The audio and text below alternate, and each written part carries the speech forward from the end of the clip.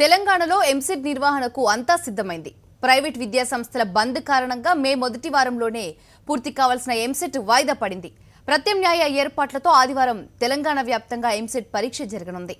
ఎంసెట్ దృష్ట్యా అన్ని ఏర్పాట్లు పూర్తి చేశామంటుంది ఉన్నత విద్యా మండలి.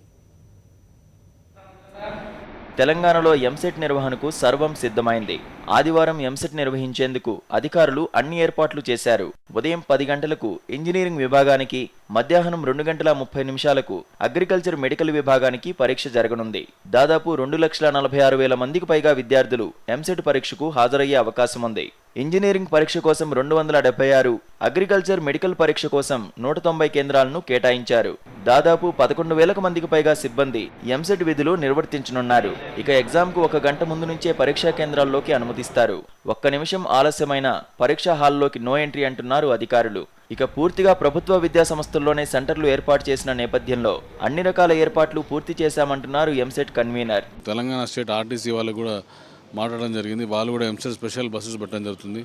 అదేవిధంగా ట్రాఫిక్ పోలీస్ కూడా ట్రాఫిక్ నియంత్రణకి అన్ని జాగ్రత్తలు తీసుకున్నాయి. తర్వాత ఎలక్ట్రిసిటీ బోర్డు కూడా చెప్పడం జరిగింది. వాళ్ళు కూడా ఆ టైంకి కరెంట్ పోకుండా తర్వాత డ్రింకింగ్ వాటర్ ఫెసిలిటీస్ మేము టెస్ట్ సెంటర్స్లో ప్రొవైడ్ చేయడం జరుగుతుంది.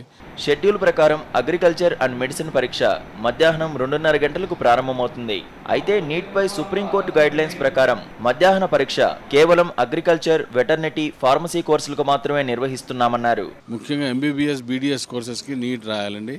అదేవిధంగా Telangana state EAMCET agriculture and medicine exam 2:30 to 5:30 జరిగే ఎంసెట్ మీరు అగ్రికల్చర్ కోర్సెస్ కానివ్వండి, వెటర్నరీ కోర్సెస్ కానివ్వండి, హోమియోపతి కోర్సెస్ కానివ్వండి, pharma D courses, B pharm కోర్సెస్కి రాయాల్సి వస్తుంది. గత అనుభవాల దృష్ట్యా కట్టుదిట్టమైన భద్రతా ఏర్పాట్లు చేస్తున్నామని అధికారులు తెలిపారు. ఎలాంటి కాపీయింగ్కు ఆస్కారం లేకుండా మాన్యువల్ ప్రిస్కింగ్తో పాటు ఎలాంటి ఎలక్ట్రానిక్ పరికరాలు లోపలికి అనుమతించేది లేదంటున్నారు.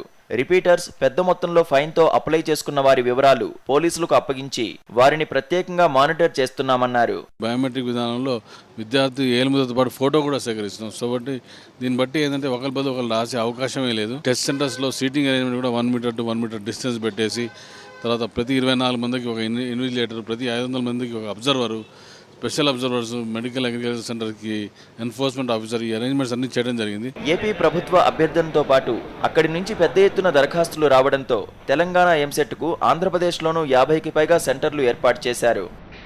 సీనియర్ కరస్పాండెంట్ ప్రదీప్, సాక్షి టీవీ, హైదరాబాద్.